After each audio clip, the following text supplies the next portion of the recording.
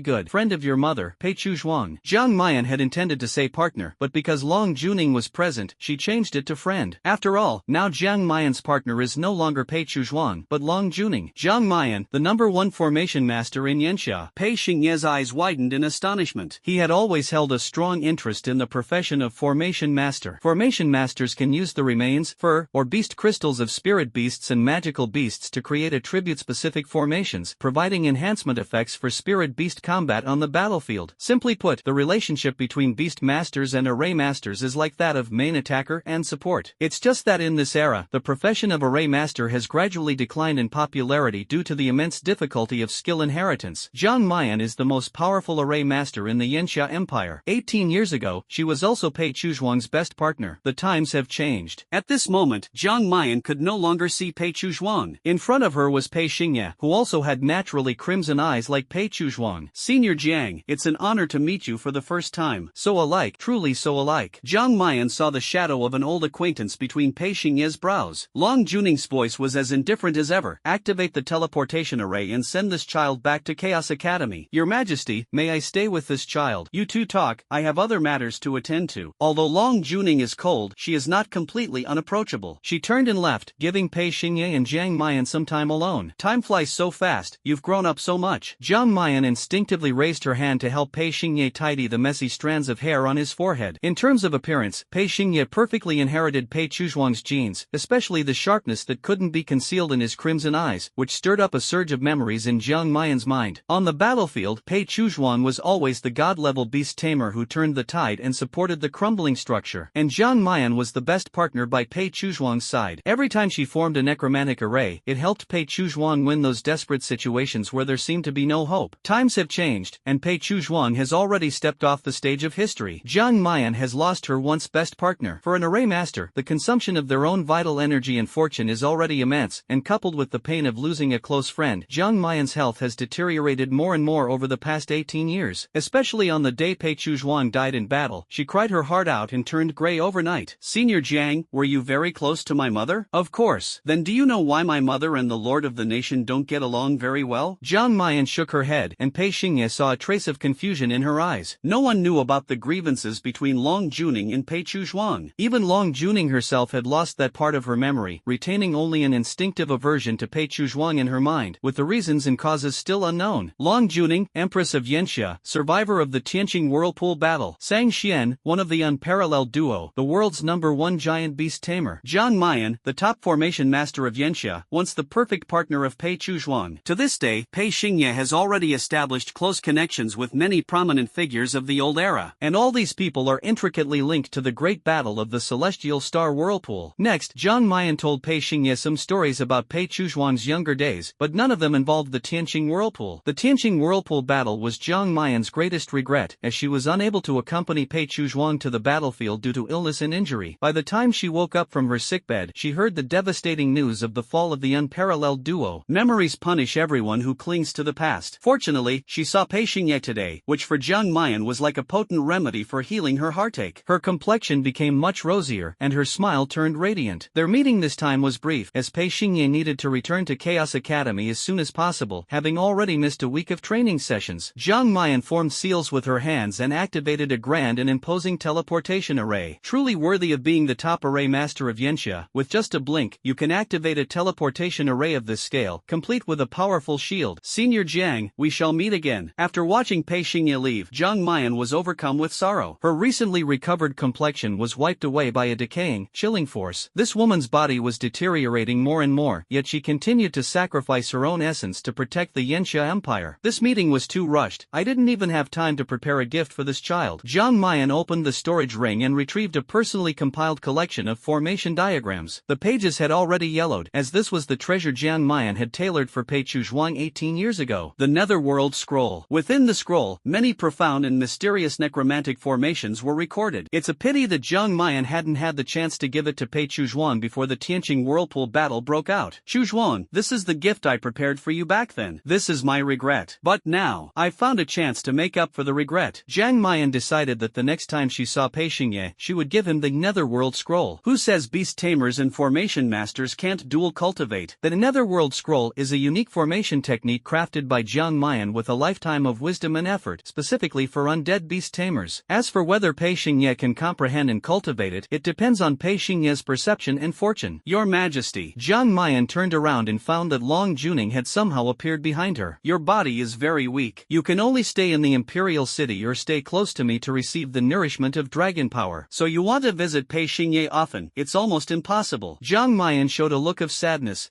I understand. If it weren't for health issues, given the relationship between Jiang Mayan and Pei Chuzhuang, how could it be that they hadn't visited Pei Xingye for so many years? The truth proves that figures from the old era carry not only injuries but also shackles. The memory-lost Long Juning and the frail Jiang Mayan stood together, forming the strongest duo in the Yanxia Empire at present. Yet, the undertone of both their lives was filled with endless sorrow and bitterness. They were fortunate to have survived the old era. They were tragic, as the most important people around them had perished in the old era. Pei Xingye returned to Chaos Academy, composed herself, and prepared to embrace a new beginning. Just returned, Pei Xingye was called to the dean's office by Wang Defa, the dean of Chaos Academy. Xingye, how is your recovery going? Wang Defa always appeared kind and benevolent in front of Pei Xingye. Rest assured, Dean, my injuries have fully healed. I won't miss a single training session from now on. Wang Defa raised his hand and gently patted patted Pei Xingye's shoulder. Xingye, I have never been worried or doubtful about the intensity of your training. It's just, Pei Xingye, director, feel free to speak your mind, it's alright. Wang Defa opened the drawer and took out a card printed with a cherry blossom totem. This is a challenge card, or rather, a declaration of war. Royal Heaven Academy? Isn't this one of the top 3 advanced Beastmaster academies in the Dongying Empire? That's right. The first place winner of this year's national exam at Huangtian Academy, Shibata Kawazo, has issued a challenge to you, Pei Xingye. Although the 7 human nations harbor their own agendas, they still maintain close ties. In the strategy of nurturing the younger generation of beast tamers, the 7 nations are in complete agreement. Among the 7 nations, any beast tamer academy can initiate a challenge match through mutual sparring. Dean, I accept the challenge. For Pei Xingye, competing in matches is as common as daily meals. Xingye, I know you would definitely be willing to fight. But in recent years, the challenge matches between our Yanxia Empire and the Dongying Empire have indeed seen more losses than wins. The top national champions of our Yanxia Empire from the past 2 years both lost to young talents from the Dongying Empire in the challenge competition. If Wang Defa's face turned slightly red, embarrassment evident, as he lowered his head and fidgeted with his chubby fingers. If Pei Xingye also loses in the challenge competition, then the Yanxia Empire's top national champions for 3 consecutive years will bear the shame of losing to Dongying's geniuses. Dean, rest assured, I will win this competition for Chaos Academy and for the Yanxia Empire. Fighting for the nation leaves no room for error. If he wins, Pei Xingye will be the hero of the entire Yanxia. If he loses, Pei Xingye will suffer from inner demons like the top scorers of the previous 2 tournaments, bear the weight of infamy, and face eternal damnation. School playground. Have you heard? Pei Xingye from the elite class has recovered and returned. His Scarlet Squad achieved an S+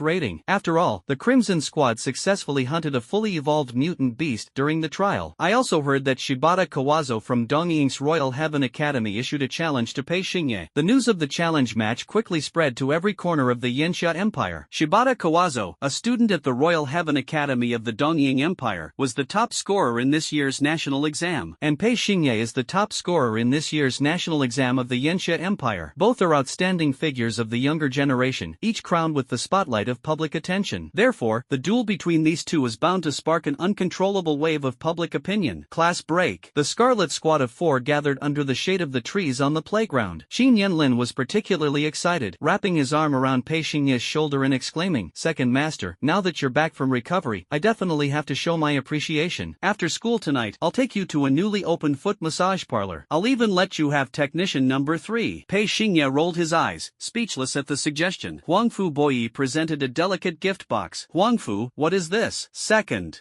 Master, this is our Huangfu families. Without wearing a mask, Huangfu Boyi's ability to express himself was very limited, his face turning red. Chaos Academy. Situ Shui took over the conversation. This is the Huangfu family's premium supplement. After taking it, it will strengthen your muscles and bones, ensuring that this serious injury of yours leaves no aftereffects. Pei Xingye said confidently, "Don't worry, the Lord of the Nation gave me a dragon blood pill, ensuring there won't be any lingering injuries or aftereffects." Xin Yanlin exclaimed in shock. What, dragon blood pill? Heavens, what's your relationship with the Lord of the Nation? She actually gave you such a top-tier supplement like the dragon blood pill. Pei Xingye shook his head with a bitter smile. He didn't know how to define his relationship with Long Juning. Huangfu, I understand your intentions. Pei Xingye accepted the supplements, which could be saved for use after employing the Underworld King's blood shadow next time. At this moment, Pei Xingye's gaze fell upon Situ Shui. Situ Shui leaned against the tree, her slender legs adorned with over-the-knee black stockings, revealing a smooth, snow-white absolute territory. However, her expression was slightly displeased. When Pei Xingye feels guilty, he subconsciously touches the tip of his nose. He knows that Situ Shui is still blaming him. Captain, the situation was critical at the time, and I was only thinking about how to get you all out safely. Pei Xingye, we are a team. When there's danger, we face it together, not you taking it all on yourself for everyone. Situ Shui's reproach towards Pei Xingye was actually out of concern for him. Captain, I was wrong. Tonight, the squad dinner is on me. Situ Shui glanced sideways with her beautiful eyes.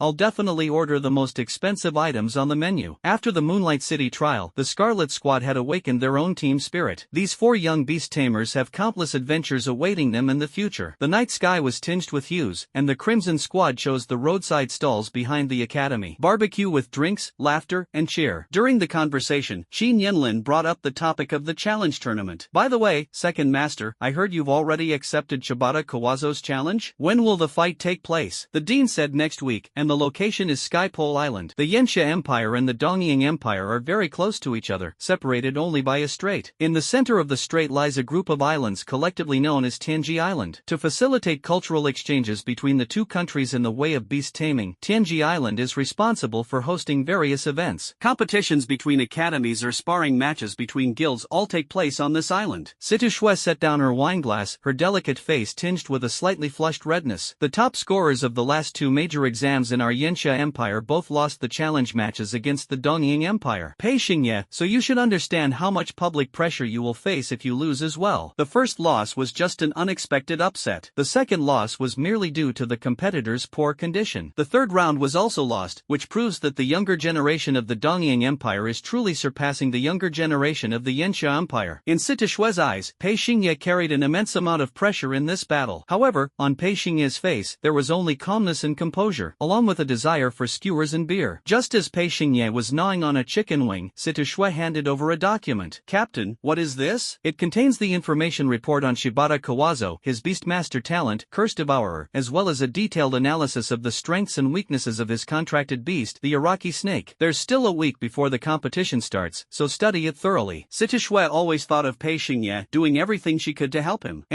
But this time, Pei Xingye smiled and pushed away the file in Sitouchue's hand. Know yourself and know your enemy, and you will win every battle. Are you sure you don't want to learn about your opponent in advance? Captain, I don't think it's necessary. Pei Xingye, I know your talent and strength better than anyone, but this time your opponent is no pushover. Shibata Kawazo, who managed to become the top scorer in this year's national exam of the Dongying Empire, naturally has exceptional talent. Moreover, according to media reports from Dongying, in terms of talent alone, Shibata Kawazo was the strongest in the Dongying Empire in the past 18 years. Pei Xingye put down the half-eaten chicken wing and said with a cheerful smile, "Everyone, rest assured. Regardless of the opponent's strength this time, my fighting style will not change. I will finish him off in the ring in seconds." This statement, only when spoken by Pei Xingye, can make people feel it is perfectly reasonable. Huangfu Boyi, overwhelmed with excitement, quickly handed Pei Xingye a skewer of meat. "Say second master, I believe in you." Qin Yanlin took a swig of strong liquor and said with emotion, "Second master, if you can knock out that little Shibata in the ring, it would truly bring glory to the young generation of beast tamers in Yanxia." In any domestic competition, Pei Xingye never bothers to take it seriously. Because Pei Xingye knows that in domestic competitions, the opponents in the ring are ultimately one of us. And when competing against other countries, Pei Xingye would never hold back, especially the Dongying Empire. This inherently insidious and ruthless nation has frequently harassed the borders of the Yanxia Empire in recent years. Their repeated initiation of challenge matches is, in fact, a form of provocation. Nowadays, the people of Yanxia have yet to witness Pei Xingye's combat scenes against external enemies. Therefore, no one can yet guess how brutal Pei Xingye's true strength is. Dongying Empire, Huangtian Academy, Dean's office. A long-haired teenager, dressed in samurai attire, holding a document in his hand. The document recorded all of Pei Xingye's achievements, including the national exam of Yanxia, the Tianyun ranking competition, and the Moonlight City trial. This teenager was Pei Xingye's next opponent, known as the strongest genius of the Dongying Empire in the past 18 years, Shibata Kawazo. Dean Shibata Tsurugi is his father. The conversation between father and son was incredibly arrogant. "Kawazang, do you have the confidence to defeat Pei Xingye?" "Father, I've thoroughly studied his combat videos. If he can last more than 3 rounds against me, I'll consider it my loss." "Very good. Also, if you can directly cripple Pei Xingye's beast on the stage, that's not out of the question." "Father, I understand." The father and son exchanged sinister smiles, already prepared to celebrate an overwhelming victory in advance. The barbecue dinner ended, but Pei Xingye did not return to Chaos Academy with the team members, because today he had also arranged to meet Pei Ingru and Lan Tingyu. In Qin Yanlin's eyes, second master is a sister complex. During the Moonlight City trial, Pei Ingru's injuries were far lighter than Pei Xingye's, so she recovered quickly. It's just that the elder sister doesn't know that surviving such a desperate situation wasn't a blessing from heaven, but rather the younger brother had cheated. Still at the top floor tea room of Tingyu Pavilion, the three sat together, enjoying the midnight snacks personally made by Lan Tingyu. Pei Xingye and Lan Tingyu were chatting and laughing, but Pei Ingru's mood seemed a bit downcast. "Cousin, are you feeling upset?" Not at all." Pei Ingru was clearly forcing a smile, and Pei Xingye could obviously tell, but he didn't press her. "My sister obviously has something on her mind. With her personality, she must be blaming herself for the Moonlight City trial. The person who understands Pei Ingru the most is Pei Xingye." His guess was not wrong. Since the trial in Moonlight City, Pei Ingru had been deeply immersed in self-blame. Every night, she would have nightmares about Moonlight City, even dreaming of holding her brother's corpse and crying uncontrollably in a pool of blood. "It's all my fault. It's my weakness that put my brother in danger, leaving his life and death to fate." Wait, I must become stronger. People often only realize when they are on the verge of losing. The Moonlight City trial was like a key, unlocking Pei Yingro's desire to pursue the path of strength. Once, she only thought about dedicating her life to teaching and nurturing others. Now, she must force herself to become even stronger. She secretly vowed in her heart that she would become a sister who could truly protect her younger brother. And how could the clever younger brother fail to see through his sister's thoughts? At this moment, Pei Xingye's peripheral vision caught Pei Yingro's lonely profile, and he silently thought to himself, "Sis, you don't actually need to become stronger, nor do I need your protection. From now on, I will protect you." At present, the Pluto Blood Shadow and the Drought Demon are the biggest trump cards in Pei Xingye's hands. With these trump cards, as long as Pei Xingye doesn't actively get involved in the entanglements of cause and effect among major figures, protecting himself and his sister is more than enough. However, given Pei Xingye's identity, since he has already made a stunning debut in the national examination, how could his fate not be entangled with those prominent figures of the old era? After all, he is Pei Chuzhuang's son. His fate is destined to be filled with hardships and challenges. The night deepens, and the late-night snack time comes to an end. Pei Xingye and Pei Yingru return to Chaos Academy. In the top-floor tea room of Tingyu Pavilion, only Lan Tingyu remains. A chill seeped through the window, and raindrops drenched the banana leaves. In the tea room, a shadowy figure appeared. It was still that mysterious white-haired man, who seemed as ethereal as a spirit, with an unbridgeable gap separating him from this world. Lan Tingyu's expression grew serious. "King, this time during the Moonlight City trial, His Highness really almost." "Lan, after this Moonlight City trial, that woman Long Juning will definitely personally protect Xiao Yi." "Ha, rely on Long Juning?" The white-haired man's voice was calm as he analyzed leisurely. "The Yanxia Empire of today is no longer the Yanxia Empire of 18 years ago. This is a cursed era. The name of the curse is equilibrium." 18 years ago, a great battle at the celestial star whirlpool reshaped the world's structure. The human race has 7 nations, and this war had the most profound impact on the Yanxia Empire, primarily negative. Simply put, before the celestial star whirlpool battle, the Yanxia Empire stood alone in dominance, towering above the other 6 nations. After the battle of Tianqing Whirlpool, the Yanxia Empire's fortune declined, and the other 6 nations rose to prominence. Today, the Yanxia Empire has lost its former absolute dominance among the human race. There is no need to take a broad view, even focusing on the minutiae reveals this fact. The Dongying Empire, for 3 consecutive years, has sent its national exam top scorer to challenge the Yanxia Empire's top scorer of the same year. In the past 2 years, the winner has always been the Dongying Empire. This year marks the 3rd year. The Dongying Empire has sent out the super genius Shibata Kawazo to challenge Pei Xingye. Backup account. In the Empire of Fiery Summer, the older generation of beast tamers is gradually aging. Even Long Juning still bears severe injuries left by the battle of the Heavenly Star Whirlpool. Jiang Mayan, the top formation master of Fiery Summer, turned white-haired overnight and seems to be nearing the end of his strength. But the future of the Fiery Summer Empire needs the younger generation to rise and support it. From Long Juning's perspective, even if her relationship with Pei Chuzhuang is terrible, she can only choose Pei Xingye to nurture. Because in the Yanxia Empire, no one has talent more outstanding than Pei Xingye. Lan, we should trust Long Juning. No, strictly speaking, we should trust the Dragon Clan. Lan Tingyu's emotions instantly became agitated. Our Qilin family has already suffered a great loss at the hands of the Dragon Clan, and we still have to trust them? Lan, don't forget, Zhuang personally verified it. The Dragon, Phoenix, and Qilin clans must join hands to support a true giant. After the white-haired man finished speaking, Lan Tingyu's emotions calmed down. King, I understand. Raindrops outside the window grew denser as the night deepened, playing a stormy waltz on the land of Black Lin City. The pure-blooded Kirin lineage had already vanished 18 years ago. The story of the Kirin clan seemed like nothing more than an ethereal legend. Yet here in this tea room, the will of the Kirin still burns. The curse named balance of power shrouds human civilization. The smaller the power gap between the 7 nations, the more chaos and internal strife arise. There are always those who want to seize more land. There are always those who want to devour more resources. There is always someone who wants to eliminate the other 6. Sometimes, humans are scarier than magical beasts. But if there is one person who can rise to the pinnacle in this chaotic era, trampling all the strong beneath their feet, only then can humanity truly unite, take this person as their faith, and begin the true demon hunting war. Who will this person be? Who knows what the future holds? The Imperial City in the scorching summer. Dragon Soul Hall. In the quiet and desolate hall, only Long Juning and Jiang Mayan were present. Lord of the nation, have you made your decision? This is a high-stakes gamble. I will place all my bets on Pei Xingye. After speaking, Long Juning looked out the window, where the torrential rain had submerged a sapling outside the hall. Yet this sapling was remarkably resilient, standing firm amidst the surging rain. Pei Chuzhuang, I no longer remember why I hated you. Russell, but I do hate you. However, now I can only place my bet on your son. The Yanxia Empire needs needs an entirely new future. Achoo! In his sleep, Pei Xingye suddenly woke up, muttering groggily, "Who's talking about me behind my back?" So sleepy, back to sleep. Over the next week, Pei Xingye returned to academy life. During the day, he and the members of the Scarlet Squad trained together on the training field or studied various magical beast illustrations in the library. At night, he wouldn't relax either, but instead rode the Black Phoenix alone to the cliff of Qilin Mountain for extra practice. On the long journey of becoming a Beastmaster, talent is certainly important, but effort and perseverance are what make the path broader. Pei Xingye, the #1 prodigy among his peers. At the same time, his ruthlessness was also unmatched among his peers. Every skill of beast taming requires repeated practice to reach a state of mastery. Late at night, by the cliff's edge, the boy's sweat and effort were poured into one falling phoenix slash after another. The slashing speed grew faster and faster. The power of the slashes grew increasingly fierce. Hundreds, thousands, tens of thousands. Max-level proficiency is often the final trump card of a swordsman. During this time, Pei Yingru did not spend much time with Pei Xingye. She found Dean Wang Defa. Wang Defa looked at her with an unexpected expression. "Mentor Pei, didn't you previously decline the activities of the 7th level training class?" "Dean, I've thought it through. I want to go further and enhance my strength." Pei Yingru was relatively laid back in her career path. However, after the Moonlight City trial, she deeply realized that her weakness would leave her powerless when her younger brother faced danger. Therefore, she is determined to become stronger. The Chaos Academy holds a mentor advancement training program every year. This is Pei Yingru's chance. Her goal is to become a 7th-tier Beast Master within a year. Wang Defa looked at Pei Yingru with an appreciative gaze. "Alright, I'll help you sign up for the training. With your talent and indomitable personality, I believe that within a year, you'll become the best 7th-tier Beast Master in our Chaos Academy." "Thank you, Dean." In this era, everyone's reason for becoming stronger is to protect what they love in their hearts. As a Beast Master of Yanxia, apart from loving their family and friends, they also have a profound love for the country of Yanxia. The deeper your love for this country, the harder it is to accept seeing it fall from its pedestal. A week later, the Academy Challenge, a competition concerning national honor, officially began. Sky Pole Island. In the center of the island stands an arena used to host various large-scale events. From a bird's eye view, its shape resembles a giant bird's nest, with a maximum capacity of 200,000 spectators. The special material of the arena is even harder than the skull of a dominant magical beast. The audience seats are packed to the brim, not a single empty spot. The electronic screen hanging above the arena displays the information of both contestants and the challenge match in advance. The challenger is Shibata Kawazo from the Imperial Academy of Donying Empire. The defender is Pei Xingye from the Chaos Academy of the Yanxia Empire. The judging panel consists of a total of 10 judges, with half from Yanxia and half from Donying. In fact, it is almost impossible for there to be any foul play in determining the outcome of the competition. After all, the battles between beast tamers are straightforward and direct, one side overpowering the other to the point of being unable to resist is considered a victory. In the audience, the number of Flame Summer citizens was almost 4 to 5 times that of East Sakura people. In terms of national scale, East Sakura doesn't even qualify to compare itself to Flame Summer. However, in recent years, solely in terms of nurturing the younger generation, East Sakura has indeed surpassed Flame Summer. Pei Xingye is a member of the Scarlet Squad, and naturally, Sita Shui, Qin Yanlin, and Huang Fuboyi also came to the scene to cheer for Pei Xingye. The scene was crowded with people, and Huang Fuboyi could only barely adapt to such an environment by wearing the white bone mask given by Pei Xingye. The audience seats were noisy, fully exposing the arrogance of the Donying people. The outcome of this match is completely obvious. That's right, our Donying's #1 genius, Shibata Kawazo, will definitely crush Pei Xingye. But I heard that Pei Xingye broke the highest record of the Yanxia Empire in this year's national exam.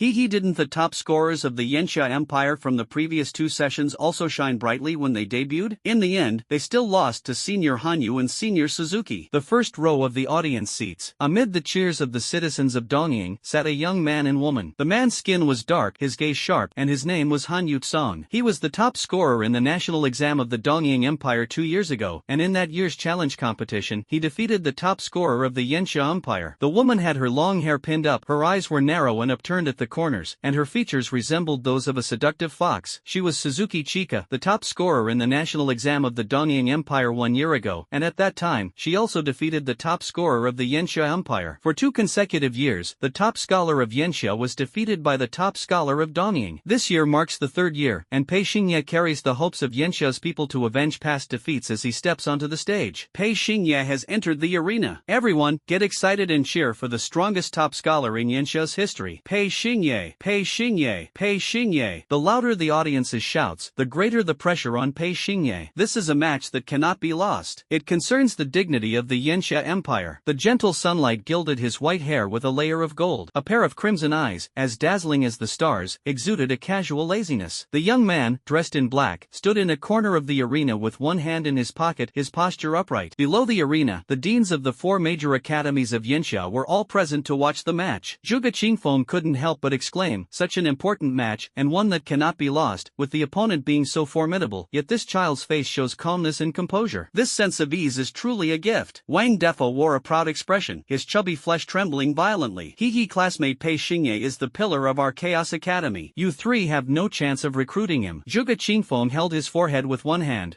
If only this child had chosen our Taotai Academy back then, how wonderful it would have been. Soon, the opponent stepped onto the stage. Pei Xingye was daydreaming on the arena when an unfriendly voice reached his ears. Pei Xingye, I admire your courage in accepting the challenge. But in the upcoming match, I won't hold back. Blood-red eyes lifted. Pei Xingye scanned the man before him with a gaze as if looking at a stray dog by the roadside. The man had long hair, wore a samurai outfit, and his wooden clogs creaked noisily with every step, a sound Pei Xingye despised the most. Shibata Kawazo was hailed as the most gifted individual in the Eastern Sakura Empire in the past 18 years. Before the match even began, Shibata Kawazo made no effort to hide his malice, attempting to use humiliating words to inflict immense psychological pressure on Pei Xingye. Your Yanxia Empire's top scholars are all useless, one after another, defeated by us from Dongying for 2 consecutive years. And you, Pei Xingye, will be the 3rd top scholar from Yanxia to suffer a crushing defeat here. Shibata Kawazo's lips curled into a sinister smile as he added, a wise man submits to circumstances. If you kneel and beg for mercy during the competition, I might go easier on you. What a fine example of knowing the times. This accent is truly spot on. I'll kill you, Shibata-san. Pei Xingye's crimson eyes flashed with violent killing intent. The temperature of the arena suddenly dropped, and the floor froze over with a layer of ghostly frost. Pei Xingye's revealed killing intent is the hostility accumulated from the Moonlight City trial. That night, deep underground, he switched to shadow form, donned a blood-red robe, commanded the Emperor Beast-Drought Demon, and slaughtered all the magical beasts in the city. At this moment, although Pei Xingye had not activated the Underworld King's blood shadow, the killing aura he had accumulated earlier had already seeped into his very bones and would never fade away. This aura, when applied to someone like Shibata Kawazo, a flower nurtured in a greenhouse, is a blatant dimensional suppression. This guy's aura, why is it so strange? Shibata Kawazo instinctively clenched his fists, his bloodshot eyes fixed on Pei Xingye in front of him, a deep illusion arising in his heart. It was as if he was about to fight a monster that wasn't human. The headmaster of the Taotai Academy, Zhuge Qingfeng, suddenly frowned as he carefully observed Pei Xingye's figure from below the stage. This child's aura, how has it become so domineering and fierce? Without accumulating a certain number of magical beast lives, it's impossible to possess such a presence. What exactly happened to this child during the Moonlight City trial? The competition is about to begin. One side represents Chaos Academy and also represents the Yanxia Empire. The other side represents Huangtian Academy and also represents the Dongying Empire. As the winners of the previous 2 challenges, Hanyu Ao and Suzuki Chika chatted casually in a playful tone. Suzuki, do you think, Hanyu, you want to ask me who will win, right? No, I wanted to ask, do you think Shibata Kohai will defeat that Pei Xingye within 3 rounds? The 2 exchanged a glance and laughed, their laughter filled with arrogance. In their eyes, every top scorer of Yanxia's annual exams was nothing but a worthless weakling. Moreover, purely in terms of talent, Shibata Kawazo surpassed the 2 of them, so they truly couldn't think of any reason why Shibata Kawazo would lose this match. So, the other side of the audience. Qin Yanlin had doubts in his heart. Second Master said he could instantly defeat this little Shibata, but will things really go so smoothly? Situ Shui rested her chin on one hand and analyzed rationally, Shibata Kawazo's strength is not weak. His talent, Curse Devourer, is very powerful and to some extent restrains Necromancer Beastmasters. Curse Devourer, one of the SS-level talents of the Dongying Empire. This talent can ignore any defense, allowing Shibata Kawazo to control his beast and gradually devour the soul of the enemy's beast, and transform the devoured soul into his own power. The mechanism of this talent indeed restrains Necromancer Beastmasters like Pei Xingye. At this moment, Huang Fu Boyi spoke up. The opponent doesn't matter. What matters is that we just need to trust Second Master. Wearing a white bone mask, Huang Fu Boyi smoothly uttered a golden phrase. Situ Shui was momentarily stunned, then smiled with understanding and said, indeed, sometimes rational analysis simply doesn't apply to someone like Pei Xingye. We just need to trust him. The match begins. The referee blew the whistle to signal the start of the battle. On the arena, both contestants summoned their respective beasts. Shibata Kawazo unleashed a soul power concentration far beyond his peers, activating a shrine fan-shaped summoning array. From within the array, a python shrouded in purple demonic aura suddenly shot out. It had only one head, but behind its head, 7 phantom snake heads hovered in suspension. Every time it spits out its venom-filled snake tongue, a blizzard erupts around it. This is Shibata Kawazo's beast, the Araki snake. Audience seats. On the big screen, the data panel of the Araki snake is displayed. Dual mythical bloodline beast, impressive. Such a powerful beast can only be nurtured in the soil of our Dongying Empire. Shibata great god, defeat Pei Xingye and bring glory to our Dongying Empire. Araki snake, juvenile form, 3rd stage, dual mythical bloodlines. Specifically, this beast carries the blood of both the Yamata no Orochi and the Araya snow god. The strength of the mythic bloodline is inferior to the ancient mythic bloodline. However, a dual mythic bloodline can narrow the gap between the two to a certain extent. This is the source of Shibata Kawazo's confidence when facing Pei Xingye. As long as the bloodline gap isn't significant, Shibata Kawazo firmly believes that his talent, Curse Devourer, can completely suppress Pei Xingye. Just as the audience in East Sakura was immersed in the dominance of the dual mythic bloodlines, the crimson-eyed youth on the stage parted his red lips slightly. Gate of the Underworld. Open. With this opening, it was as if a sword had split the gates of heaven, heralding the prologue of vengeance and retribution. The arena quaked, the sky changed color, and pitch-black thick fog rolled in, engulfing the body of the Araki snake. Within the black fog stood a massive and majestic stone gate, its surface engraved with runic totems too fearsome to gaze upon directly. The gate of the underworld slowly opened, and emerald-green ghostly flames surged forth like a fountain. A phoenix's cry echoed, its bone wings spread wide like the scythe in the hands of death. For a moment, ghostly faces danced wildly on the stage, demons roared, bringing an unprecedented visual impact to the audience of Dongying. This is the exclusive summoning array of the necromancer Beastmaster, the gate of the underworld. Such a grand spectacle, it looks just like our Dongying myth night parade of 100 demons. Pei Xingye merely activated the summoning magic circle, creating a grand spectacle of 100 ghosts parading at night, leaving the inexperienced Dongying little fools deeply shocked and dumbfounded. Shibata Kawazo was in a daze, his thoughts disrupted by the power of the undead. He shook his head and adjusted his mindset. You people of the Yenxia Empire have a saying, embroidered pillow, pretty but useless. I'll give you this sentence. Pei Xingye. The battle began, and Shibata Kawazo was the first to strike. Below the arena, Shibata Tsuru was also watching this duel. He had made an agreement with his son to crush Pei Xingye within 3 rounds and destroy Pei Xingye's beast, the Black Phoenix. Curse Devour, Entangle. Chaitian Kawazo knew his advantage and immediately activated his SS-level talent, Curse Devour, at the start. Under the effect of Curse Devour, the Araki serpent opened its massive jaws, baring its fangs, and spewed a black mist that enveloped the entire body of the Black Phoenix. Crack, crack, crack. The skeleton of the Black Phoenix develops crisscrossing cracks. The undead fire and undead frost on its body are subsequently weakened. This is how Curse Devourer restrains undead beast tamers. The Black Phoenix is an undead-type beast, belonging to the undead form, relying on a powerful soul to support its massive frame. The effect of Devour Curse is to absorb the power of the undead. In the audience, Situ Shui calmly analyzed the situation, her gaze showing not a hint of worry. Just as Huang Fu Boyi had said, all they needed to do was trust that crimson-eyed boy. As the Devour Curse activated, Shibata Kawazo seized the initiative, then unleashed a massive amount of soul power and shouted loudly, Yamata no Orochi Ghost Hand. The Araki snake hissed angrily, launching a long-range psychic attack. Suddenly, 8 skeletal ghost hands emerged from the Black Phoenix's body, resembling shackles, directly restricting the Black Phoenix's mobility. This is the 8-armed ghost hands, the Araki snake's most proficient control-type skill. The Black Phoenix lost its ability to move, and its aura was suppressed by Curse Devour, falling into a disadvantageous position. Shibata Kawazo revealed an evil smile. Take a good look. This is the gap between you and me. I will show the world that the dual mythic bloodline of our Dongying Empire is stronger than the ancient mythic bloodline of your Yenxia Empire. In the first round, Pei Xingye didn't even have time to resist and was completely suppressed by Shibata Kawazo's seamless moves. This instantly sent the audience from Dongying into a frenzy, standing up and shouting, while hurling vulgar insults at Pei Xingye in the ring. Every champion from Yenxia is indeed trash. The outcome is decided. Pei Xingye doesn't even have a chance to fight back. Phoenix? Ancient mythical bloodline? Nothing special at all. At this moment, Shibata Kawazo, despite his excitement, maintained a sinister rationality. Father said to try to cripple Pei Xingye's beast on the arena. Next, I'll use one move to disable this filthy phoenix. Shibata Kawazo's heart grew ruthless, his soul power surged with increasing fervor, and his expression became hideously ferocious as a result. Pei Xingye's crimson eyes revealed a glint of cold light. When did it begin? A snake at the bottom of a well dares to clamor before a phoenix. Soul power surged, initiating at 0 frame. Qin Yanlin, second master, said he would defeat Chuanzo Shibata in one move. Huang Fu Boyi, so next, Situ Shui, although I can trust him unconditionally, I've exhausted all my imagination and still can't think of a way to instantly defeat Chuanzo Shibata. Shibata Kawazo, the most outstanding genius and top scholar of the Eastern Sakura Empire in the past 18 years. His talent, Curse Devourer, is rated as the pinnacle among all SS-level talents in the Eastern Sakura Empire. Araki Snake also possesses dual mythical bloodlines. Even though everyone knows Pei Xingye is very strong, predictions for this match are mostly centered around the theme of intense competition. In the audience, the people from Yanxia naturally hoped for Pei Xingye to win.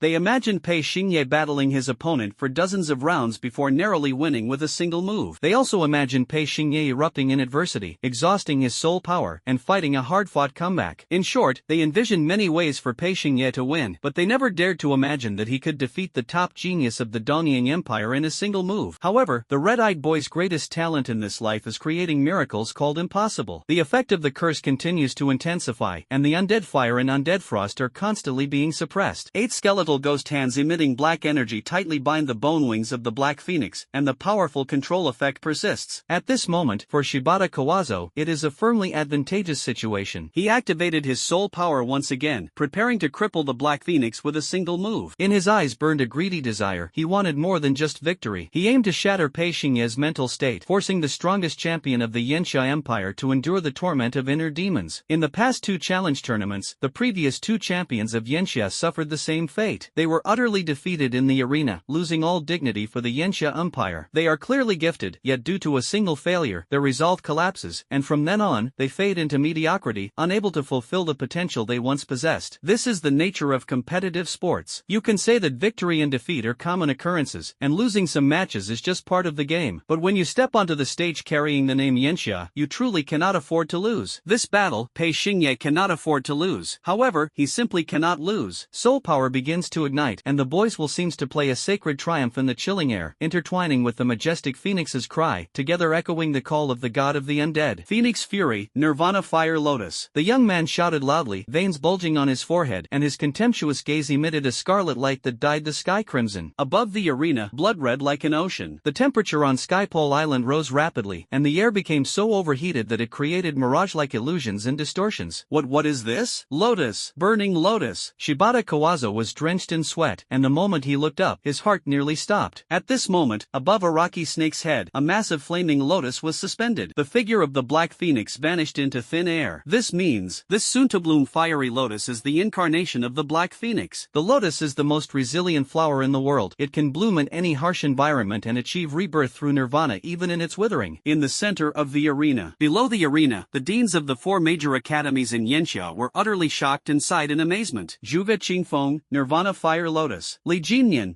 isn't this a skill of the Phoenix-type beast which can only be used at the complete form level? Lin Sanhai, a juvenile Black Phoenix has mastered the complete form level, Nirvana Fire Lotus? Pei Xingye, this genius monster, has actually grasped such a heaven-defying beast mastery technique? It's too outrageous. As the Dean of Chaos Academy, Wang Defa's facial fat quivered up and down, revealing an excited smile as he exclaimed, if I remember correctly, the first Beastmaster in the Yanxia Empire to master crossfire skills is none other than Lady Pei Chuzhuang. When the dazzling blood-red fire lotus bloomed above the arena, the older generation who had lived through the old era would undoubtedly recall the woman who once elevated the Yanxia Empire to the throne of humanity. Pei Chuzhuang, her resume is both incredibly rich and deeply mysterious. Every Beastmaster technique she pioneered in her youth, even in this new era, remains so imaginative and astonishingly advanced, leading one era after another. Theoretically, beast tamers train their beasts to learn combat skills based on the beast's rank. Beasts in their juvenile stage should obediently learn combat skills appropriate for their rank. But is there a training method that allows a beast to surpass its current rank and directly train in higher rank combat skills? Yes, there is. Of course there is. The Imperial City in the Blazing Summer. Dragon Soul Hall. Above the hall, a massive projection screen hangs. Long Juning and Jiang Mayan watched Pei Xingye and Chai Tianchuan's livestream duel together. In the livestream footage, when the Nirvana Fire Lotus rose in full bloom and suppressed the wild Shisha with a dimensional strike, the faces of these 2 women were filled with an unmistakable look of reminiscence. Jiang Mayan's eyes welled up with mist, and in her hazy vision, Pei Xingye's figure seemed to perfectly overlap with Pei Chuzhuang. Meanwhile, Long Juning's expression was particularly complex, as Pei Xingye's actions instantly pulled her thoughts back to a moment from her youth. Ning Ning, I have a bold idea to let my beast transcend its current rank and directly train in higher-level combat skills.